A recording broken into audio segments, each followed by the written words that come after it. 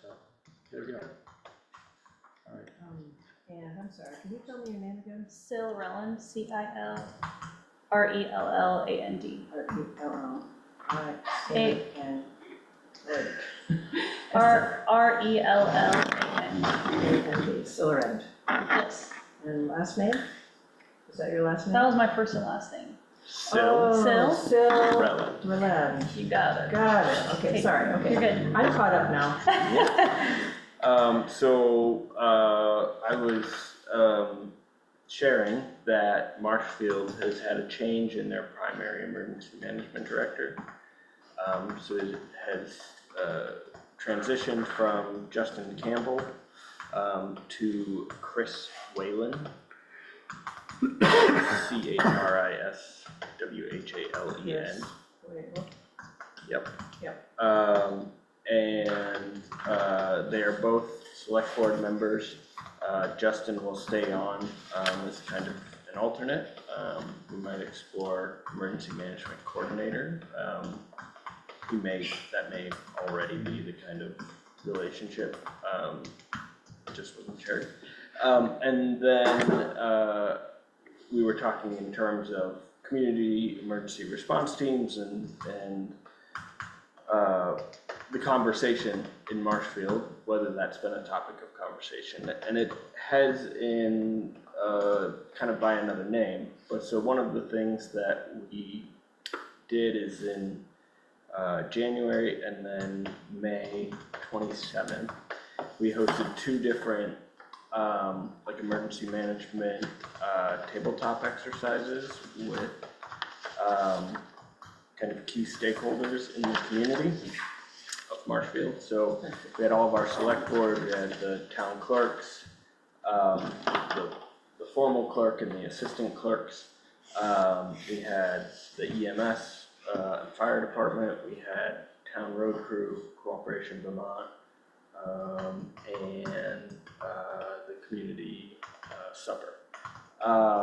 And we went through, really it was one scenario that we did about an hour and a half the first time and then continued. But one of the major pieces that came out of it is a real interest and value seen in a kind of like block captain approach of having, so one, the conversation of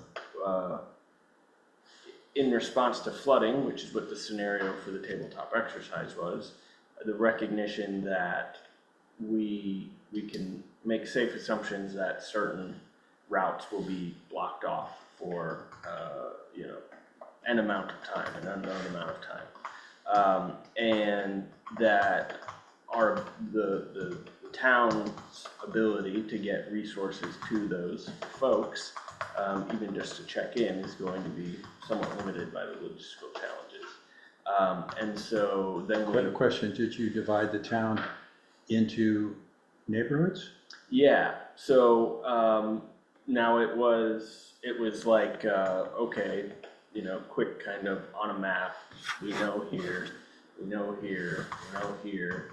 And Meaning then, like crossroads areas where there's a fair amount of houses and families near to each other? yep, and so then we also, one of the other pieces that came from it was, so it was kind of twofold of answering, it all came from answering the question of what is our mechanism for checking in on members of the community who may not have power, who may be stuck in their home, who may have mobility challenges, who may need additional support.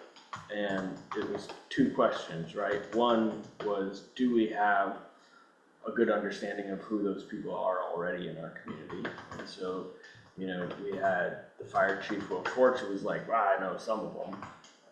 But the assistant chief was like, well, he knows, but I don't. So that kind of recognition. And then that led to two kind of efforts in trying to address that. One, which was a block captain concept of saying, okay, we're identifying these, temporarily isolated communities. Do we have like part of it is the process of how do we engage and identify and enables individuals to self-select, right? And then what sort of training like that. Now, is this just areas that are prone to flooding or throughout the entire town that you had that set up?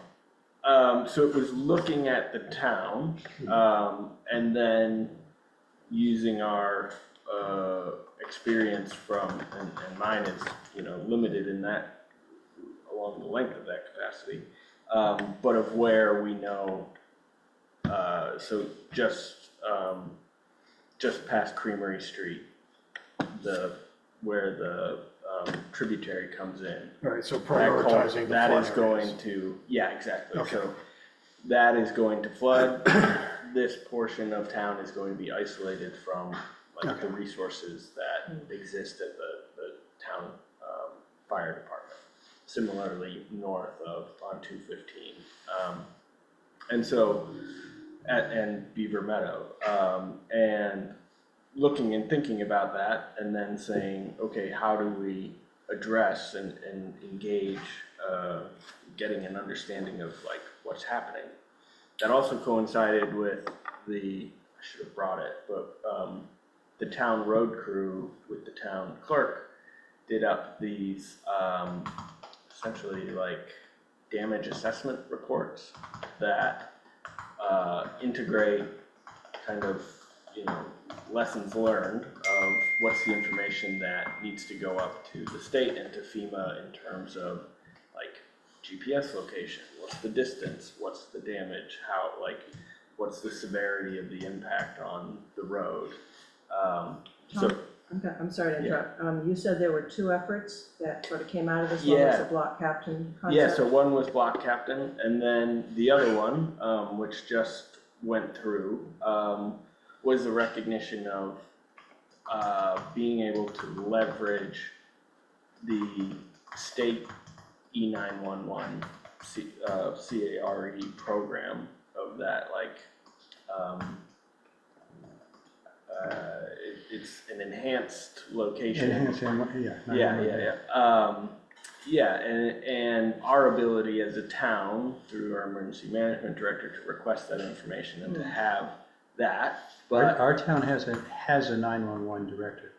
In other words, it's a town office. They don't have much to do, but they try to keep updating contact information when it is likely that people have moved away or someone's moved in and all that kind of stuff. Yeah, and so, then the kind of logical takeaway from that is that it is only as useful as it is utilized and maintained, and that it would benefit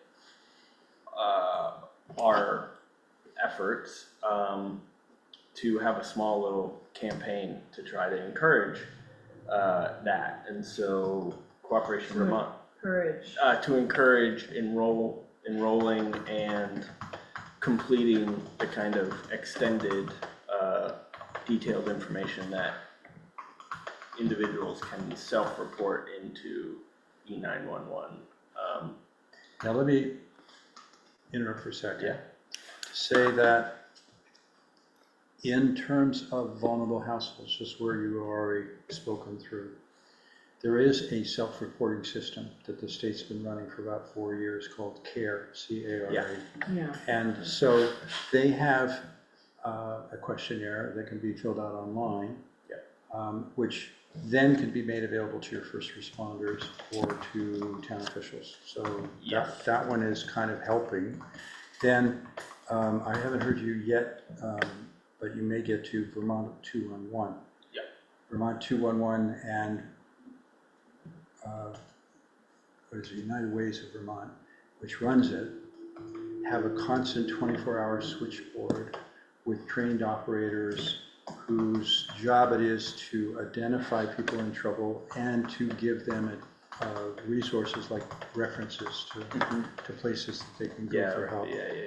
And then Vermont Alert, which is, Phil and I were talking about a lot of this today at the office, because what we want to do, and I think I've spoken about it with when you were here, is create a map for everybody, which could include your town crew, you know, I mean, it could include your will, it could include, certainly, it was originally requested of me from your emergency management director, Tom McClay, when I was doing that. Yeah, Which is a map that would be both printed in very large detailed form, maybe broken into sections that would come all the way down Route 2 and to Plainfield and include Plainfield, in other words, would be both towns.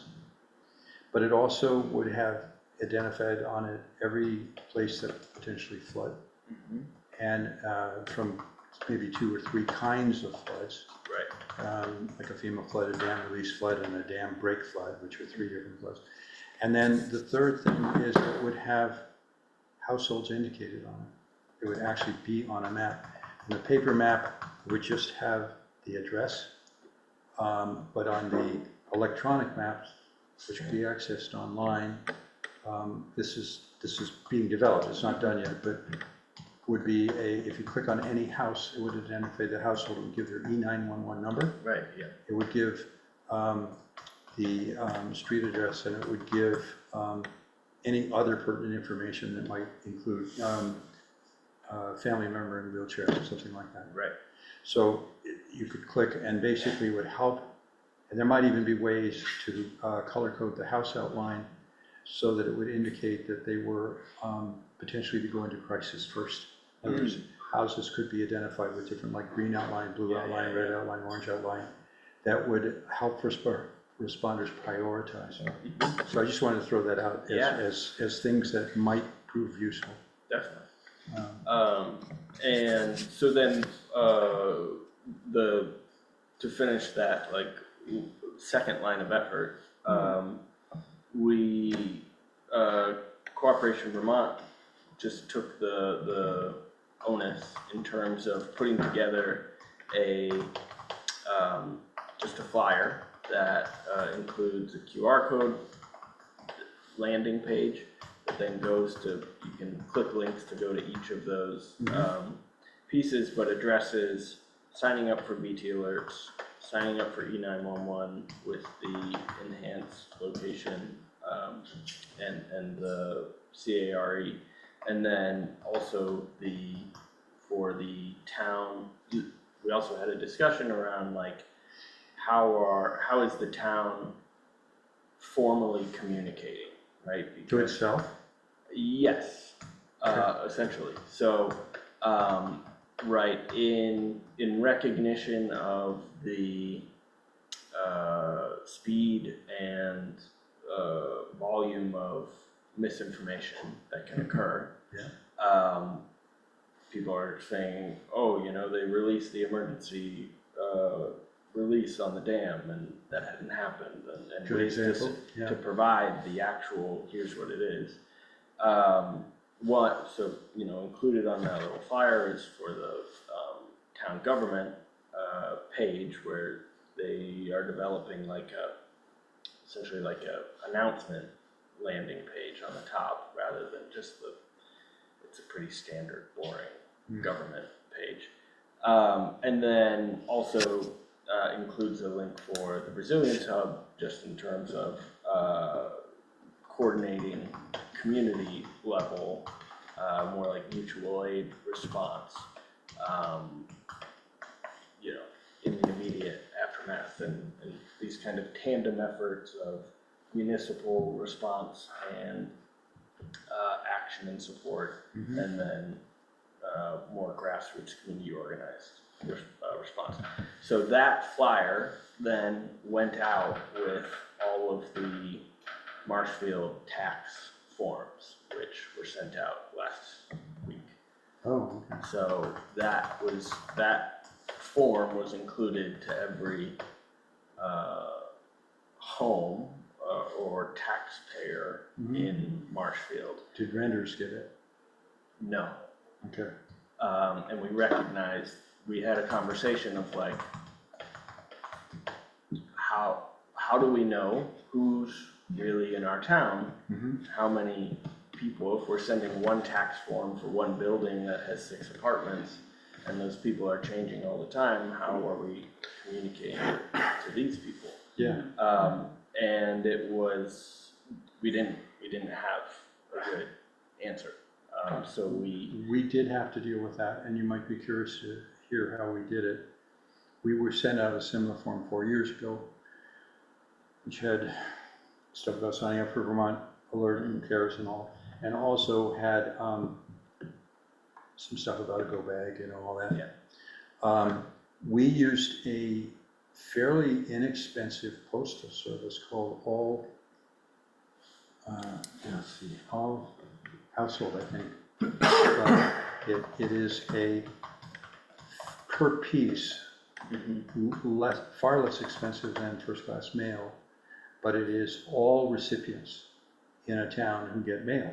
And it's done by apartment, and all they ask is that you sort it into certain bundles. I can't remember what the protocols are, but you basically have a special seal printed on it that identifies it as that kind of mailing. It's handed as a box full of 400 or however many, 1,200, and it's handed to your postmaster. The postmaster arranges for it to go to White River, and then it gets sent out on the time frame that you request. And the printing has, we thought we could avoid it, but it turned out to be way too expensive to do that. There is a printer in Barrie who specializes in doing the printing for that kind of mailing.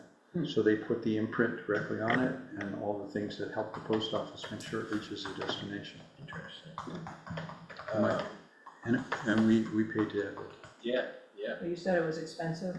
Less expensive, far Oh, less. less expensive? Yeah, Oh, Yeah, less something expensive like, than, somewhere, at the time it was like 17 cents per piece. First So class. it was probably up to 21. oh, than first class, so Yeah. less expensive than first class mail?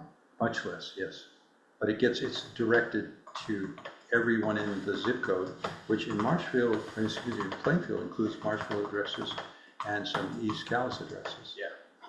So anyone who has a Plainfield 05667 got it. And that, they told us the numbers ahead of time. They said how many you're going to need. In our case, I think it was something like 720. That sounds like a really good service. Yeah. You can reach everyone, the definitely. renters and everyone. Yeah. That's huge. I do have a question for you, if you have a minute. Yeah.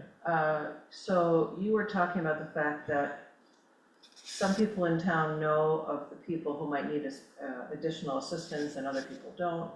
Did you guys during this meeting talk about how to fill in the blanks and get the full information you need? Yes, so what became the kind of crux of that conversation was essentially like HIPAA and PII, personally identifying information, and which entity should kind of hold that responsibility and be held to that responsibility. Because, there was a conversation of, the Cooperation Vermont, the Resilience Hub can engage people and go out and do door to door, and essentially be like, and we even sent out some flyers that were like, in the event of, a disaster, would you need additional support? If so, what sorts of pieces? It makes a huge difference when you are a neighbor. Yeah, and so that led us to the kind of block captain approach in terms of like our internal community response and that like neighbor to neighbor solution, rather than we are consolidating lots of information and holding it securely, unsecurely. Yeah. Who has access in a database that's on a cloud for some nonprofit organization. So the block captain would hold the information? Well, they would in terms of like knowing their community members. So doing those checks of essentially, and it is a question, right? it's always very much like, great in theory, application. Do the block captains take, one of the definitions of a block captain is that they take responsibility for doing something like that? Yeah, yep. Okay, So that they're essentially doing door-to-door checks for folks. And then, you know, identifying in that process, like, critical needs and communicating those. That, you know, obviously are a step or three below calling emergency management for 911, right? Like, that will be the, you know, if it is an emergency, that is what needs to happen. But if it's, this gentleman is wheelchair bound, his ramp has, you know, sustained damage and he can't leave his home and needs to get oxygen in 3 days, like, not an emergency, needs community resolution, Right. sort of thing. And then supported with then the state holding the responsibility in terms of the E911 and CARES database that we have the means of accessing through our emergency management, but that we aren't holding our, you know, holding responsibility and kind of liability in terms of managing the information. does your constable have any role in this, Sue? No, I've never met our constable. Okay, John Arisman, or Jim Arisman. That's when I know how to reach him, but Yeah. I've never spoken with him. Me neither. Yeah, So, But I mean, that is what you would, you know, kind of think in Yeah. terms of a role. did you have this community meeting before you put together the Resilience Hub report? In other words, is the hub report informed by this meeting? Yes. So when you say report, you mean? Well, what do I mean? The Resilience Hub document, Oh, plan, the 85 pager. The toolkit. Yeah, toolkit, thank you. Yes. So that is. I sent that to everyone in the committee, as you saw. Yeah, no, good. Yeah, That is independent,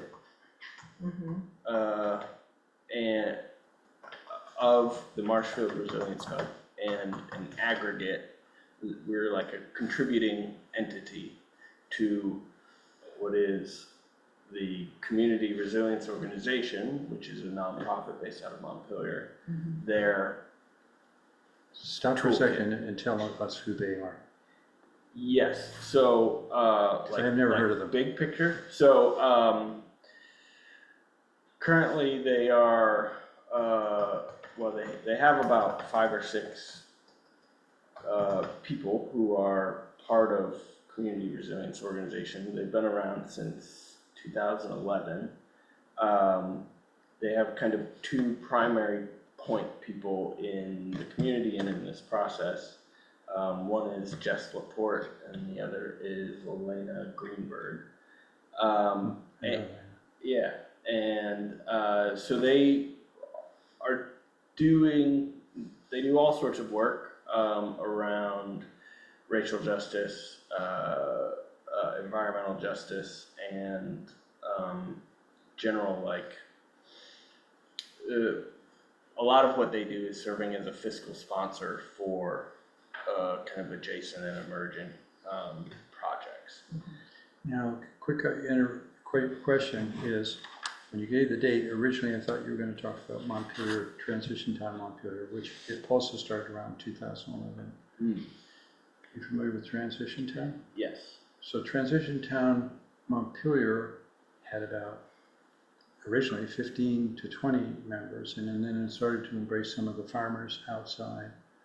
And then the Rise Up people, which are also connected, I think, with Elena, with that team, the resilience team.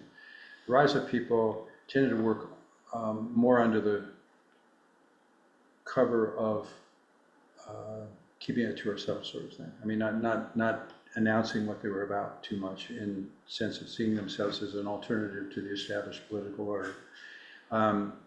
And so there was a Rise Up group here in Plainfield as well, that Iraq and Heidi and a bunch of other people are involved with. Yep. But Transition Town has now about 15 years of history, 20 years of history, and they are worldwide. So they have a model and a training, which is quite extensive, multiple days of training. And the idea is that in a town, you do something similar to what the Resilience Hub is aiming at doing, where you identify where all the resources are. So there's resource mapping is one of the first things. The second is that you have a decentralized, non-hierarchical leadership, which is pre-committed to step down after 2 years.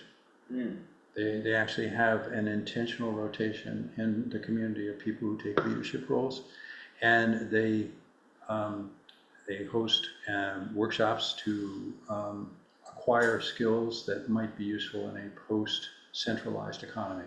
I mean, that's basically the focus, is that if a centralized economy were to collapse, Transition Town would be the means by which a community would keep going and continue feeding itself, continuing serving the members, having medical services, having childcare, having cooking and ways of preparing food and all that kind of thing. So I remember going to a beekeeping workshop, and and there are people in the Transition Town network who constantly explore what alternate role would serve the community best. So someone deciding to be a beekeeper who wasn't already a beekeeper would be because there weren't enough beekeepers. Somebody might decide to go to an older person, who was born in the 30s, who might know how to blacksmith, and encourage them to apprentice them and learn actual blacksmithing. And then there are people who are learning how to drive horses so that they can pull lumber out of the woods, after felling it by hand. And they are people doing herbal medicines and all that. So it's very similar. Yeah. And the intention is that regardless of whatever regular jobs these folks have, if a computer programmer is also learning how to make soap, the soap that they're making might be at a limited scale, but they also learn how to make it at production level so that they can make soap for their entire community. Yeah. And they can weave blankets for their entire community, whatever happens to be the skill they've adopted. And you have, in a sense, two towns, a parallel town and the known town and a parallel town. So if the power went down, big solar flare like we talked about, and there was a cutoff of the lines of supply to agriculture in Sacramento and Texas, where our food might come from, that everybody would know right away that we would go into a barter economy, that we would have people who were making produce or had skills that were prepared to and had already worked out how we would do that in a barter economy.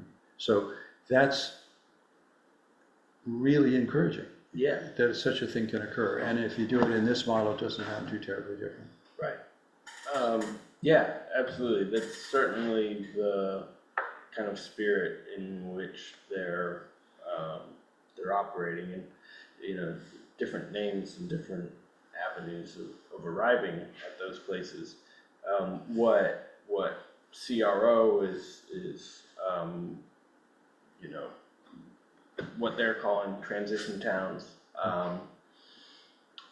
or Well, the community, CRO is. yeah, they are calling them essentially like permanently organized communities that are, prepared with those sorts of eventualities in mind and the necessary network and skill building for continuing past those sorts of things. And that's not quite the same thing as disaster response. As a matter of fact, it's quite a different thing than disaster Yes. response. And so the framework of the Resilience Hub Toolkit, and it's been this evolving beast, but is a framing of kind of steady state, right? Like your sunny day resilience for personalized, localized emergency and response. Somebody is struggling with something, and what resources do you have and support do you have to support them in that? Or you have this much broader community or beyond level disaster, and then kind of a different set of, plans that you pull off the shelf in terms of response. Now, if a flood hit Marshfield of the level of the one in 2023, do you think the community would respond differently because it has this option now? Or is this something still that's going to take a year to put into place? So I think so, because where I see the value and potential within the toolkit, and the work that can be done, now ahead of time, and then you're left with wherever you got when it happens.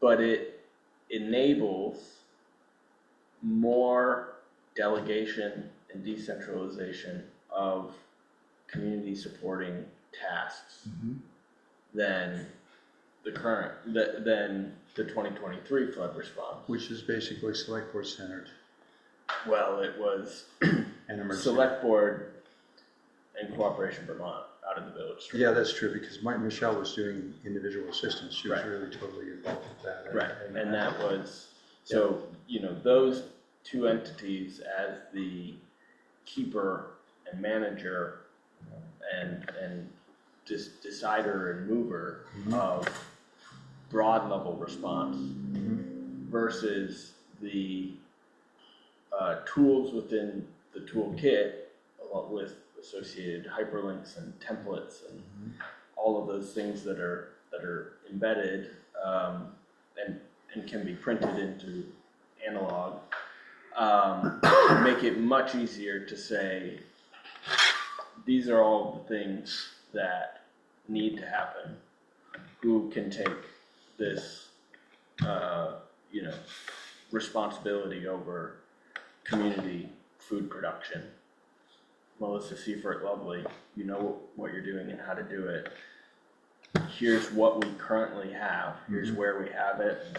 Here's, here's community food, here's where you can get ingredients, resources from, and it can be done in this location, and here's how we'll do the distribution. Now, I could tell you that Rich Baker, he's another select board member. He's back on the select board, right? He is. He's my neighbor across the street, so I've got 1, 2, 3, right, all around me. Are you on Upper Deep? Yeah, Okay. so no zoning violations. Rich was, did you hear of, what was it called? Plainfield, Marshfield? Oh, crap. The same people that are about to do this thing that's advertised on the front lawn did a big thing about 5 years ago with ramp. Yes, Ramp. yes. Okay, so they held a series, the idea ramp was like a revitalizing Marshfield and Plainfield, basically. And the idea for that came out of the organization that does sponsors events like this. And they had put all the people together. I think altogether maybe there were 80 to 100 people from both towns that would meet at Twinfield on a regular basis. And Is that a VRDC sponsored? Vermont Community Development Corporation? Rural Development. Rural Development, yes. Commission. Yeah, you got it. So what they did, which is essentially the same as what you're talking about and what Transition Town talks about, is they had a group assigned to resource mapping. And I and the woman who owned Marshfield Inn at the time, and 2 other people, including Rich, were that group, and we met. And Rich, who had been a community planner in Morrisville, Waterbury, said he's got the computer skills to do it by himself. And so we kind of backed away, and then he tried to actually do it and got overwhelmed. So he began and has the structure for it. I don't know if any of that is useful, but it did get started. Yeah, I mean- yeah, it's, and it's something that, Michelle and I, and other folks in the community have, I mean, it's a critical thing to do for, community organization and response. And we've done our own, kind of,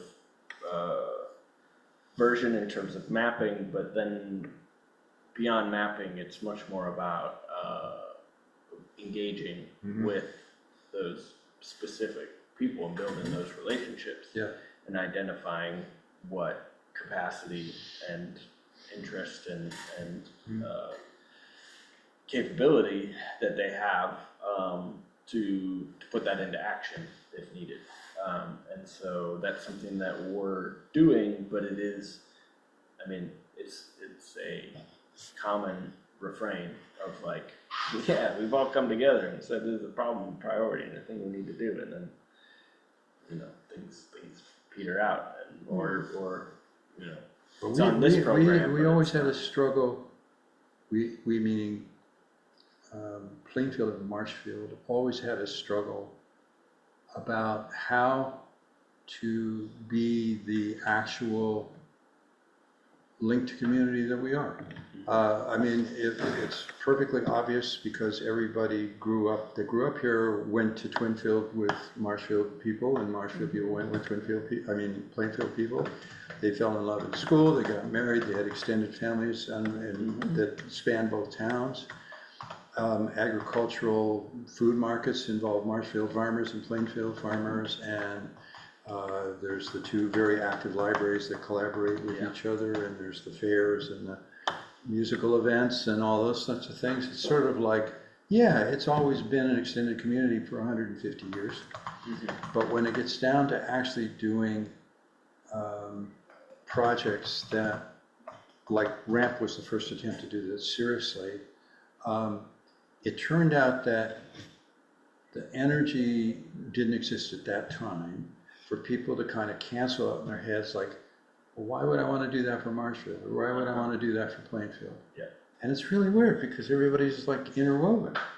And so I'm really interested in having Plainfield recognize what you're doing and have it not be so much town related as region. I mean, we're a community, a community of two towns.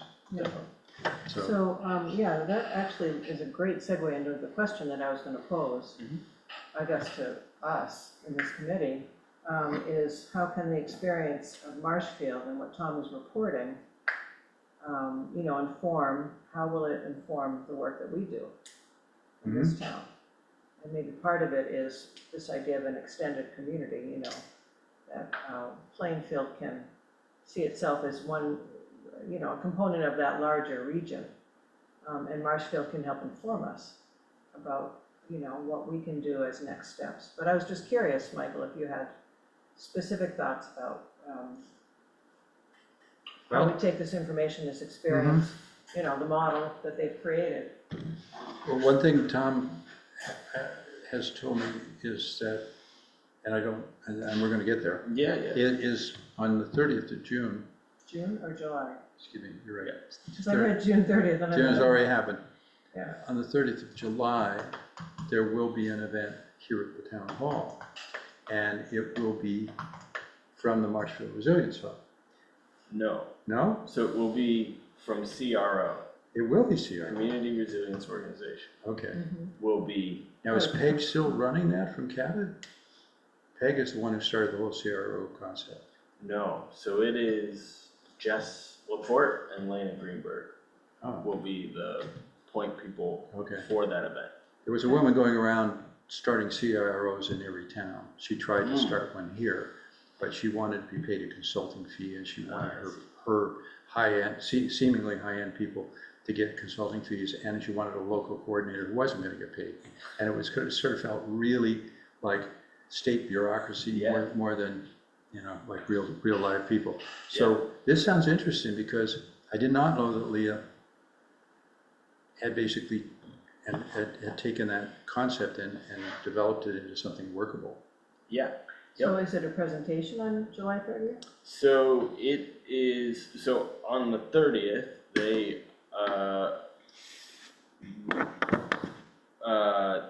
it is starting with a simulated disaster response experience from Barry Up, with the organization Barry Up.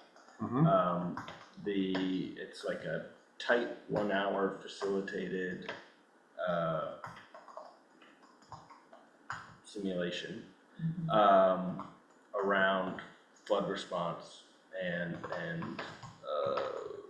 serving both as like a reminder and a primer for the subsequent conversation, which is part of the frustration and difficulty is the ever-moving objectives of events, but is primarily to share the spirit, the structure, the functions of the so also integrated into that toolkit is a community assessment tool, a resilience assessment tool, and then likewise for the toolkit.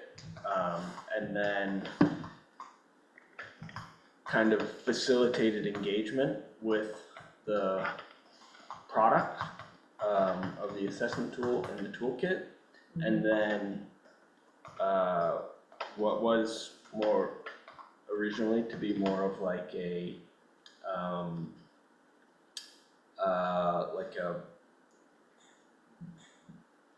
it's essentially the objective is to take in feedback as well as like lessons learned from the direct and extended experience here, to then continue to like build out that toolkit with the kind of towards an end state of, and it's two pieces in terms of feedback and information. One is on the information inside of the toolkit itself, but even more importantly is the process of like facilitation and community engagement with that. So the Question, yep. this is coming from Montpelier. The toolkit, the 85, 87 page thing, was that put together by them, or No. has it been evolved elsewhere?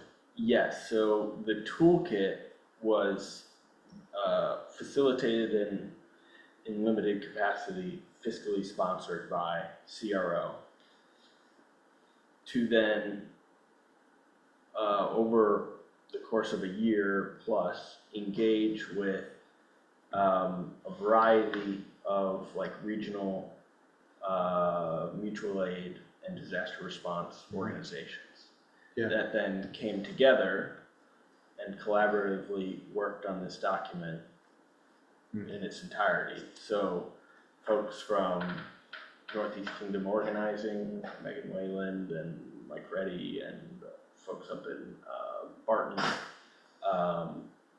Cooperation Vermont with our little piece.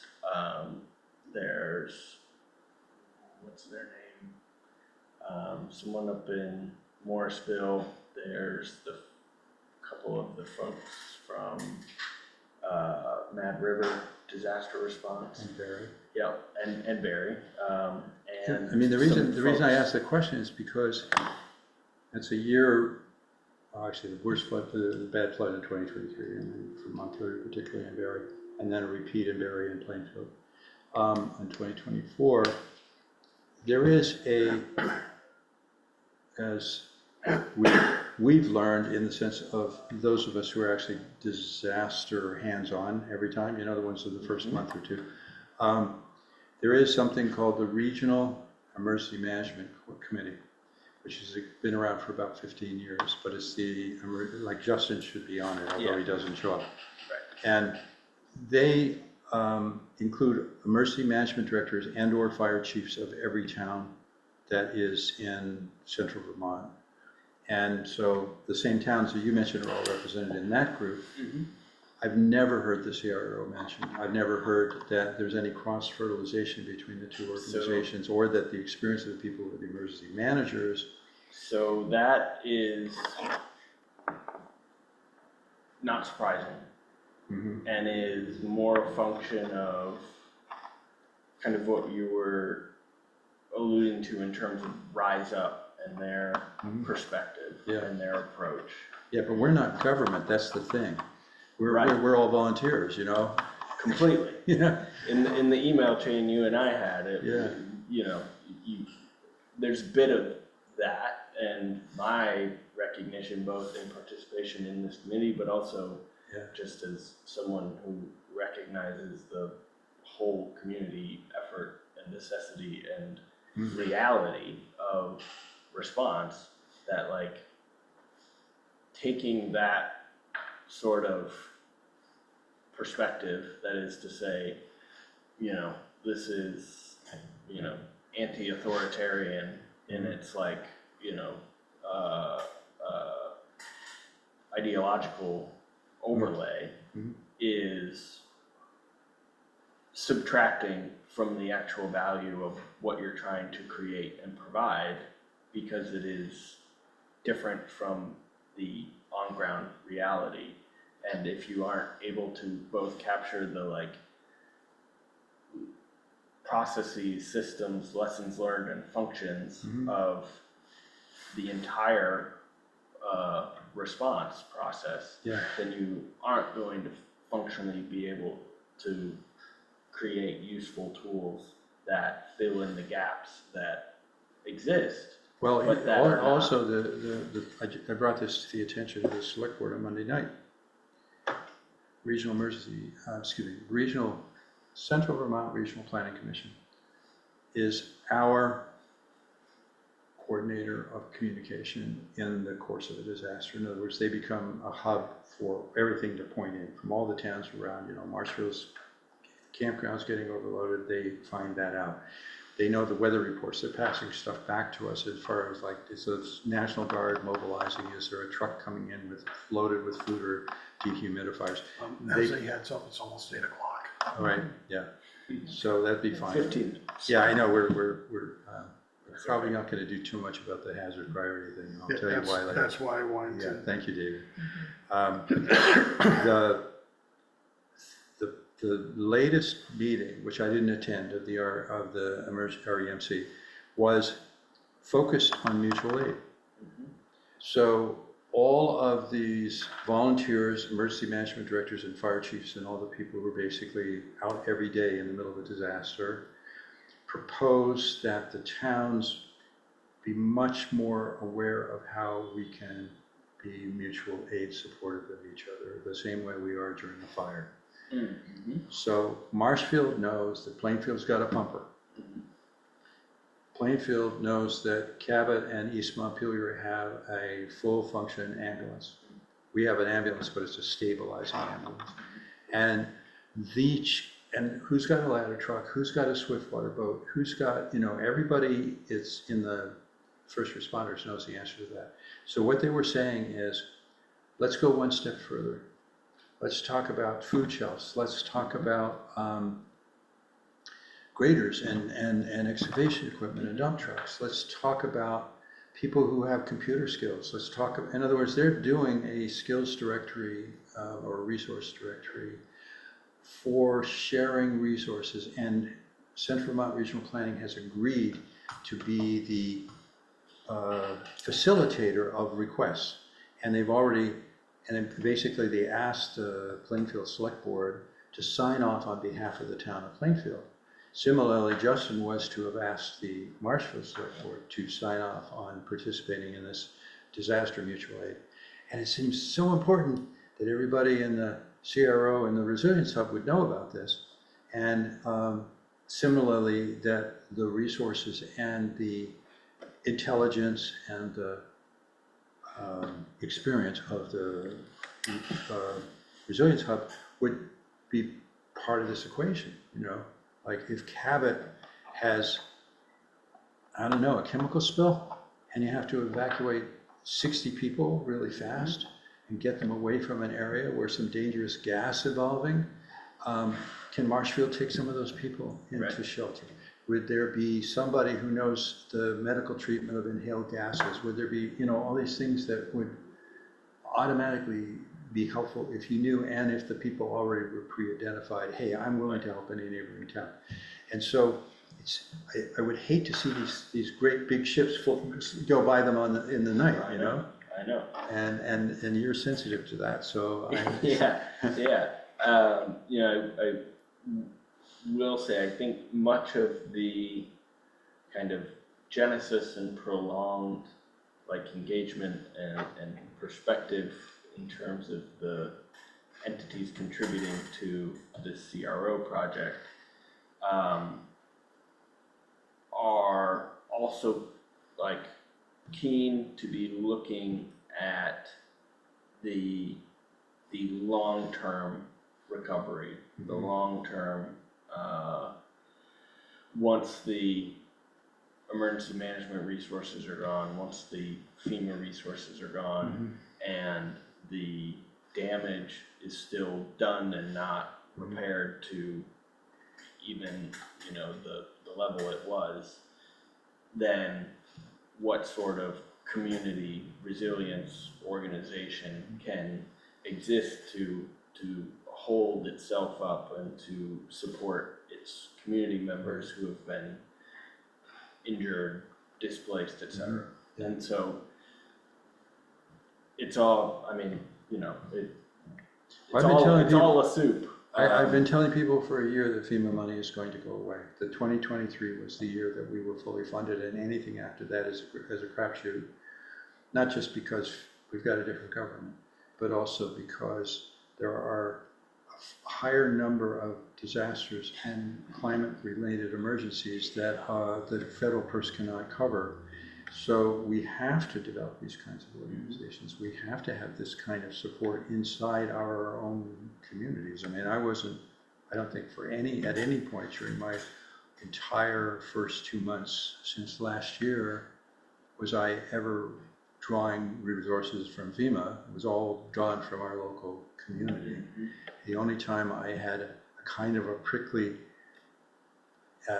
interface about this whole thing, which had to do with authoritarian structure, was that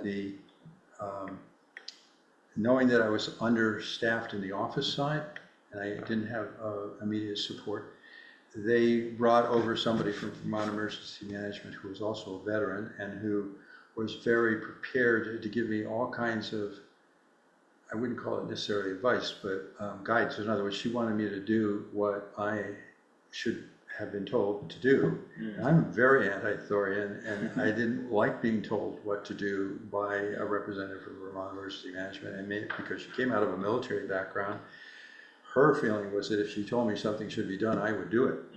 And I looked at her and I said, well, it doesn't work for me. You know, so, but other than that, everybody was just the local. You know, if we needed a truck, somebody called and said, I've got a truck. If we needed an excavator, somebody called and said, I've got an excavator, sometimes from another town. And what I want to avoid really very much is the whole idea of we'll take care of our own. There is so much prejudice. People who are libertarian only want to take care of libertarians. People who are Trump supporters only want to take Trump supporters. People who are vets only want to take care of vets. And people, you know, like I've asked David to connect with our constable, and I want to do it too, because not only is he our constable, but he's also very involved with the National Guard, and he's a very active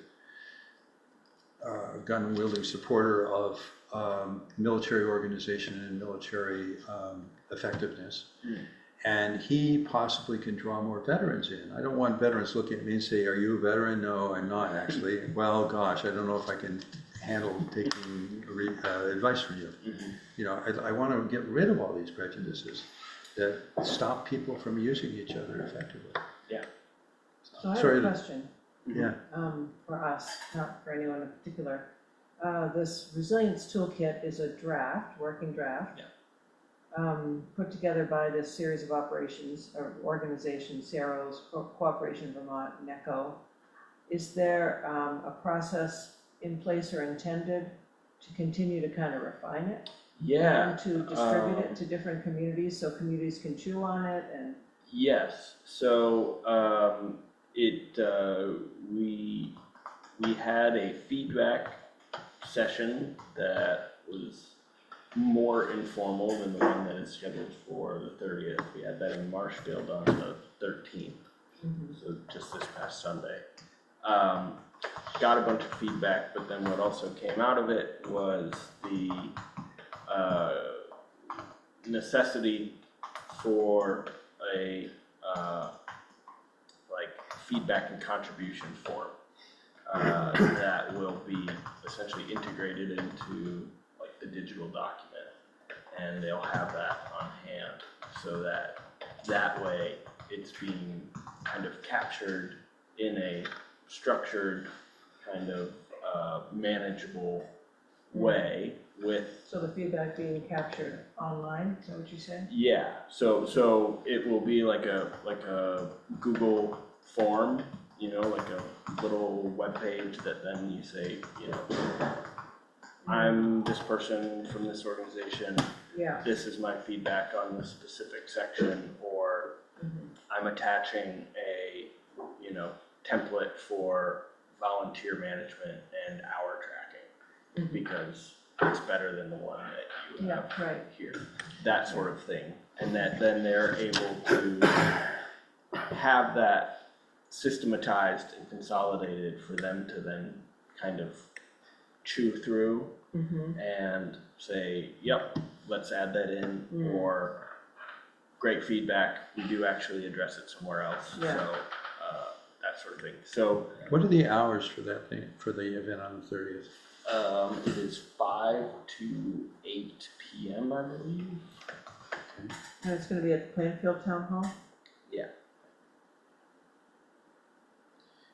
I mean, we would help you publicize it, and also there's a huge network of people who are built up in Plainfield, you know, the people who help do the food, the people who help do the logistics of supplies and equipment, who are still out there. Yeah. I mean, it would be lovely if every one of them came in. Yeah, absolutely. When Chris Seeger sent me this thing, I had really no idea what he was talking about, you know, it's good. Right, and yeah, they're a trans woman, and is in the community and has, as I understand it, a fair amount of connections and invited those connections. But I also don't have a ton of knowledge of like who those people are. Yeah. Did the right people get invited, etc. Well, I said, I have never met you, I'd love to, could we talk about this? And I didn't get any results, so. Yeah, you're right. And you're here instead. Intended audience of the July 30th event is Marshfield and Plainfield? No, so it's primarily like Plainfield community organizers and like disaster response, like people who were directly engaged so that they can engage with the contents of the toolkit and provide feedback in terms of like, we tried this, but actually ended up finding that something like much simpler and faster worked, and that Okay, this so the was too toolkit cumbersome. will be featured in Yeah, this oh, event. absolutely, Oh, yeah, yeah. okay. Yeah, so the last 2 hours are like toolkit focus. And you said it was at 5? Yeah, I believe it's 5 to 8. Okay. Well, With Francis Rose doing. we've got a pretty interesting end of the month, because on the 28th, 2 days before that, Front Porch Forum is sponsoring the state is trying to get people to sign in on this, is doing a training on using Front Porch Forum during an emergency. And Yeah, I it's saw a that. free lunch and a learn webinar on the 28th at noon for, it says, local emergency management personnel and volunteers about using Front Porch Forum for emergency readiness, response, and recovery. And they're talking about the ways in which, as soon as there's a declared disaster, Front Porch Forum goes on in extended hours, and how they will jump over what would be the regular daily posting times. Anytime there's an emergency posting, like at 10 o'clock in the morning, they'll put up a Front Porch Forum. And so they want to teach all of us who are involved with this kind of thing how to make use of them. What's the timing on that? It's on noon. And isn't that only like 30, yeah, it's only 30 minutes. They're telling us stuff, they're not asking us stuff. So it's a presentation of, It's a presentation over lunch. It says free lunch. It's again, we had that same thing for lunch today. Oh my gosh, I think it's come with your lunch, like a luncheon chat. Carry your There's lunch. no free lunch, which Yeah. sucks. Yeah, But it's only, we had one of those trainings today, and it said exactly the same thing, like free lunch and training. you And think they would have sent something over? I wrote to Keith Cubbin, I said, who's from Yeah. Regional Planning, and I said, so the only part about this I can't figure out is the free lunch. Am I supposed to walk to my refrigerator? You know? Yeah. And get my own free lunch. So it is open to all town officials and employers and volunteers who have a role in emergency management and communications. Yeah. So and where's that gonna be, David? Michael? It's an online webinar. it's a Oh, webinar. online. And it's advertised in Front Porch Forum, so if you do a search in Front Porch Forum for webinar, you'll find multiple announcements of this. They've announced it 3 times already. And then also, there's this thing on the front lawn, which I'm still trying to figure out. It's the same people who did ramp Oh, that Plainfield Forward thing? Yeah, I can't figure out what the hell that is either. There are I saw flyers at Positive Pie when I went tonight, Yeah, and I was and gonna grab one. There's Yeah, three little card came to our days. house, postcard. Oh, yeah. 3 days, and the first day, if I can read it from here, is It's July Monday, yeah. 28th. Same day as the Front Porch Farm thing. So Plainfield Forward, I think it's an evening event. And it's also going to be here in Town Hall. And the people running it, the rural development people, I have mixed feelings about it. So do we want to talk about this hazard priority questionnaire before our For the last evening, few minutes, end? as, I'm wondering if we've wrapped up yeah. Tom's presentation. So let me get the Plainfield Forward stuff out of the way here. And that's the 28th, is the first one of 3. I wanted to say that online while we were supposedly being recorded. The hazard the hazard priorities. Well, first of all, I would say not so much as an excuse, but just that I have some really difficult months, and this was a very difficult month. So I was the one who was going to, first of all, collate all of the responses that each of us gave to that questionnaire, and secondly, I was going to update the questionnaire. So collating didn't happen. I mean, I had surgery, I had a whole bunch of other stuff happening in this month, plus a bunch of veterinary emergencies. And then I tried to edit 3 days in a row. You know, I put in like 20 minutes. It took a while because there were 3 or 4 different forms floating there that didn't resemble the one that we had worked on. It took a while to track down the exact form that we had worked on. And then it turned out it wasn't editable. I found that out today, is that I could change each line, and the title was in some cases appropriate to change, but I couldn't add extra fields or rows, which is because we identified a lot of things that weren't on the list that we wanted to add. I actually have something else that might need to be added, but it's a 7-8 year thing down the line. Yeah. So there was an article in Forbes about a torrid swarm of meteors at the end of Torrid 2032. Yeah, Of like meteors? that's literally what it is. It's this giant belt of meteors. And apparently the last time the Earth went through this was a huge mass extinction event like 100,000 years ago that almost wiped out humanity. Oh, I know about that one. But that is scheduled for the way everything is going, Earth is going to pass through it in November 2032. Also in 2032, that asteroid 2024 YR4 that, Yeah. they have this whole scare with, it apparently has a 4.3% chance of hitting the moon in 2032, which would leave, they've calculated out about a kilometer-wide crater and send a whole bunch of debris towards Earth. Yes, it would. Big year. So Yeah. Well, they the way say things are if going, it does hit, it'll be the largest impact in approximately 2032 is a little 5,000 years. sketchy about whether we'll make it there. Yeah, oh, yeah. Right? Yeah, so that. So, the hazard, I'm sorry to interrupt, but, the hazard priority questionnaire Has is not is been in revised. draft form. You've gotten some feedback on this, Yeah, but it hasn't been revised. right? So we need to basically kick the can down the road. Right.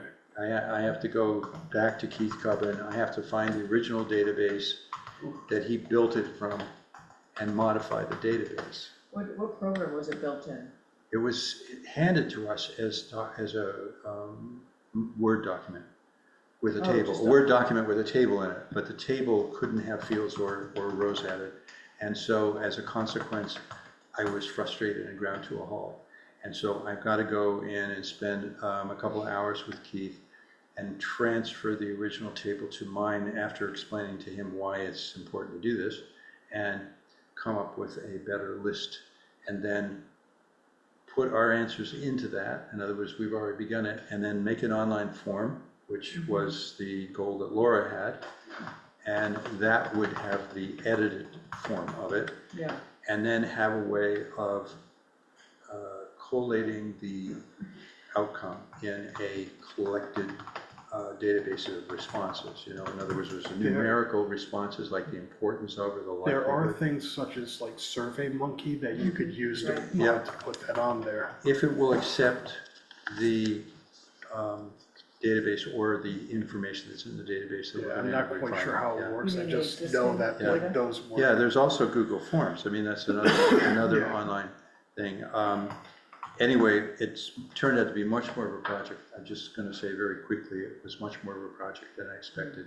And as a consequence, I had to stop and say, I'd have been there. yeah. Could we just make another word with We make could- a whole nother table? We could make our own table and we wouldn't be able to import the data, but we have to hand type everything back in. I mean, Right. yeah. Well, that could be, I've never used SurveyMonkey, so I don't know how that quite works, but it might be easier to do it that way. mhm. I Well, when we actually use send it Google out to Sheets the a lot, public, so. sending it out to the public Yeah. might work best on SurveyMonkey. Yeah, But to have the form that SurveyMonkey would send, we have to go through this editing process first. And we also have a way, I mean, SurveyMonkey does absorb and then spit out results. Yeah, and so that would at least take out that step. Yeah, that's great. That's great. So here's what I will say in general, is that over the next 2 months, because we're not meeting in August in a business meeting, we're having a cookout on the third Thursday of August. We're having a cookout at Maggie and Mike's. Know what day that is, I can find out in an instant. because I have a baseball trek somewhere around the middle of the month. It would be the 21st, which is after the middle. Okay, I'd be back by then.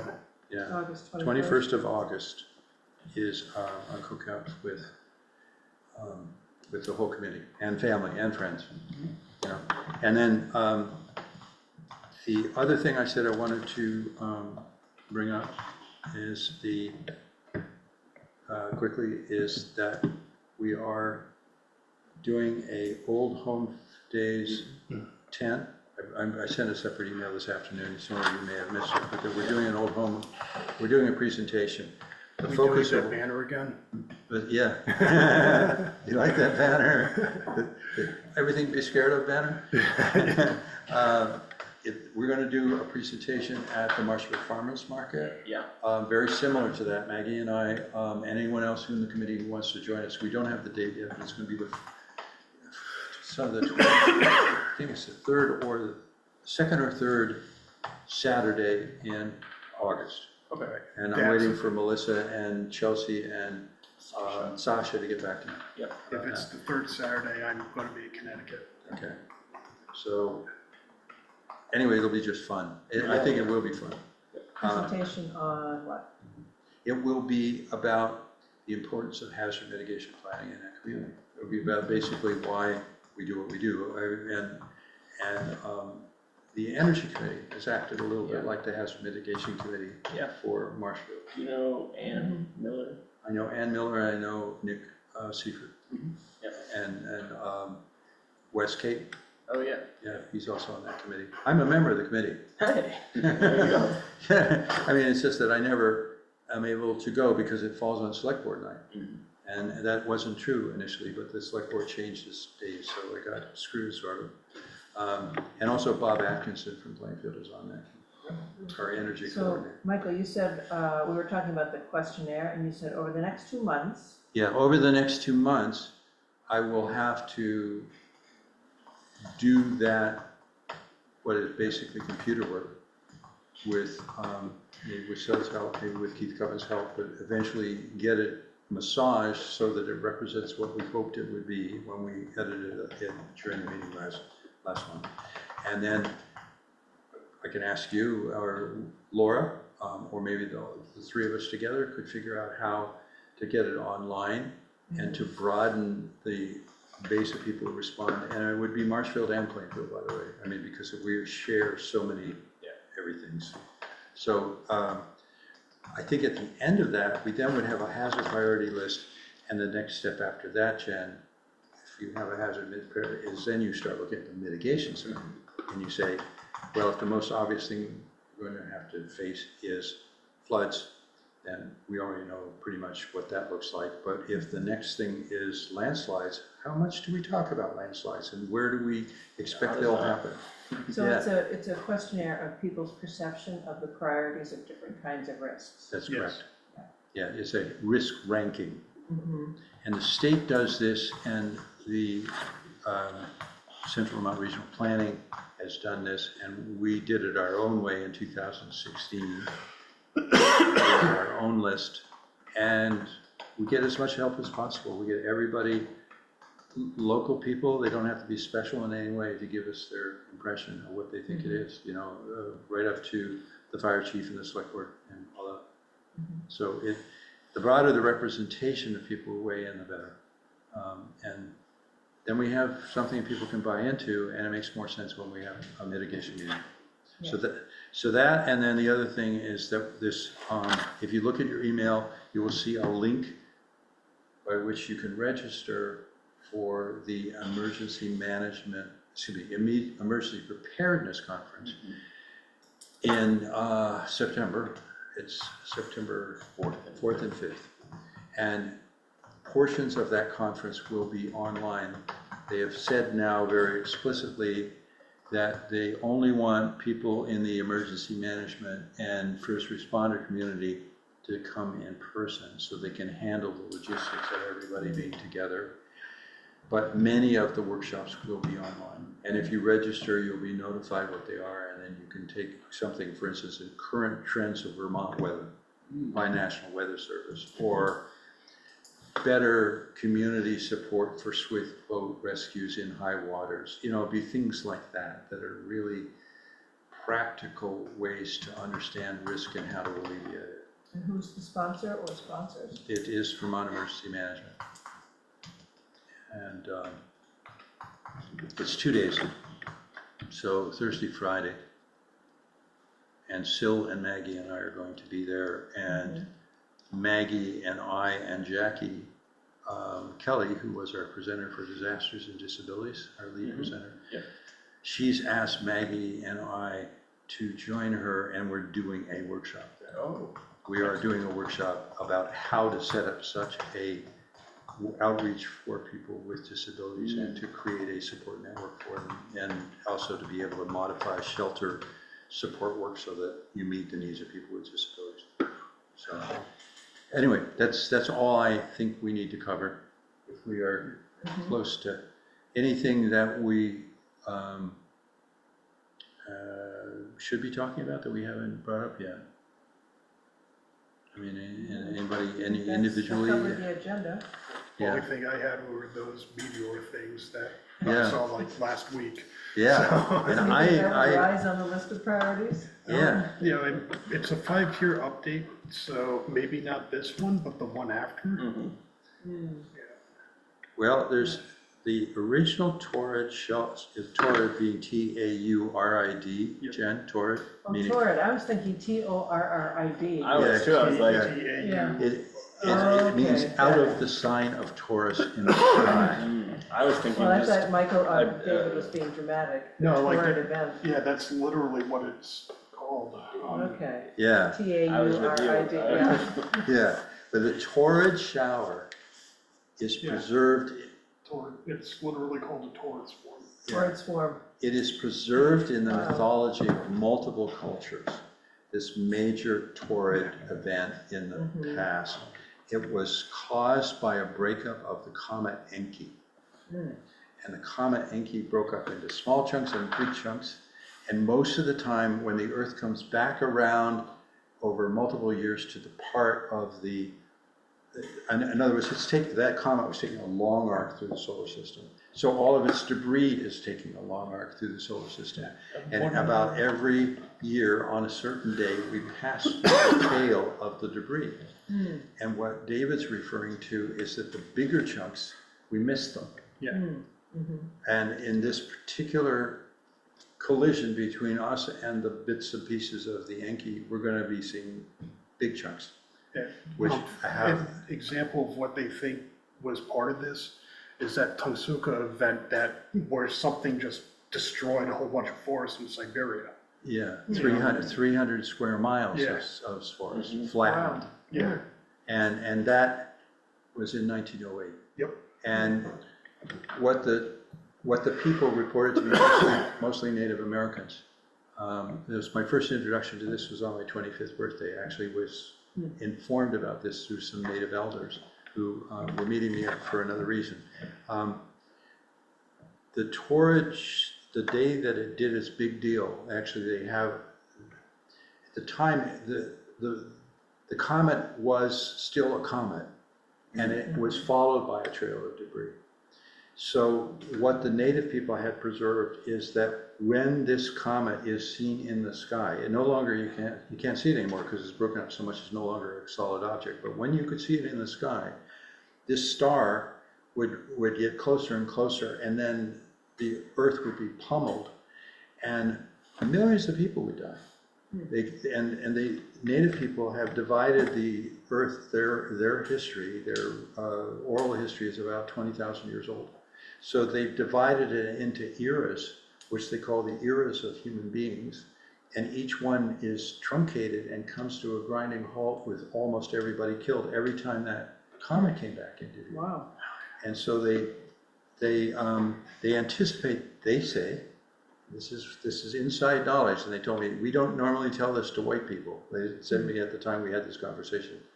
The reason they told me this is, by the way, I was given a medallion on my 25th birthday that was crafted in New Mexico that depicted this multiple event. It was a symbolic representation of the 7 ages of the people. And the 6 ages of the people have already passed, each one disrupted by this comet. And in the center of this medallion is a star representing the comet with a long tail, which represents both the comet and the tears of all the people that were cried because everybody died. And so they say the next time it comes back, that's the end of the human race. hell yeah. That's their prophecy. The next time this event recurs, there won't be any 8th age.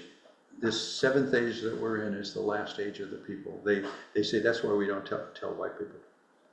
Yeah, I get some traveling in before that. So that's a nice date, Well, on November that note, 2032. There is no mitigation of that hazard. November 23rd? Yep. Excellent. Yep, and That's then the when the one committee will that they end. think is gonna hit the moon is June that year, Uh-huh. so.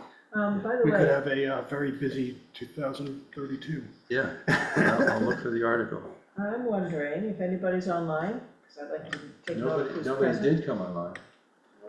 Nope. Nope, that's it? It's Okay. just us, chickens. All right.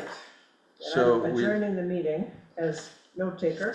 okay, and as consequence, I will say the meeting is adjourned at 8:29. And I will Okay. stop we had no motions and no action, and Okay.